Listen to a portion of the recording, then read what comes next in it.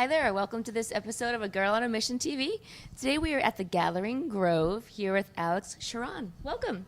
Thank you. How are you doing today? Just peachy, thanks. Good. So a couple questions for you. What was your high school mascot? The kangaroo. Oh, really? Yes. Lake Washington Kangs. Right on. Are you a chocolate or vanilla person? Chocolate for sure. Okay, great. I'm surprised when everyone says vanilla. On your car and your past cars, do you have any bumper stickers? I used to have one of those Darwin fish with the little feet, but then it fell off. Favorite coffee and or tea beverage? Well, I'm drinking chai tea today at a Gathering Grove. They have excellent chai. Fantastic. Your favorite adult beverage? I would have to say Bloody Marys. Okay, very good. Where would you spend your dream vacation? I just got to go to the Bahamas on a cruise with Oh, wow. Royal Caribbean. I was actually working on a Okay. themed cruise called Psychics on the Sea, and it definitely was a dream vacation. I could definitely see how somebody could spend years on a beach with palm trees. That sounds great. And you were working, so it's even better. No, even better. If you could speak another language, what would it be? I speak un peu de français, but it's more like French Canadian, so I can read the back of shampoo bottles, and that's about all. Now we're going to go into a little bit why we're here and what Alex does and all this great stuff. So, can you actually define what fortune telling or a psychic is for people? Sure, everybody gets down into the terminology. I know people who are trying to make the term soul reader work.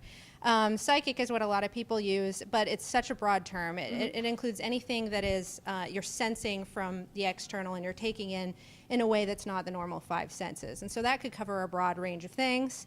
It certainly is often mistaken for telepathy or some form of omniscience. So I feel like it's very confusing, and sometimes it causes people to say, well, I don't want to interact with a psychic. So I like to use the word fortune teller because it's a little more disarming. And it allows people to ask questions and dialogue about what I do. And what I do is basically, I'm like a therapist, only I actually help people. And I use a lot of different divination tools in order to work through the path of somebody's life and show them some options. Okay. Well, many different divination tools have been in existence for a long time throughout prehistory. Scrying forms such as scrying in water or scrying in fire or scrying with a crystal ball have been used. What do you mean by scrying? Scrying is a form of divination where you look at symbols that you might see like clouds in the sky. If you were looking at clouds in the sky and you saw different symbols that meant something to you, you would be scrying. Oh, okay. And the history of it is basically, scrying was probably the first form of divination when people started assigning specific meanings to those symbols instead of just making up the meanings. And after that, things like the tarot cards were invented during medieval times, actually as kind of a political commentary, and later on began being used for divination. Oh, Well, I okay. brought a few examples of tools of the fortune-telling trade today. These certainly aren't all of them, but there are a few to give you an idea of the range of tools I might use in a reading.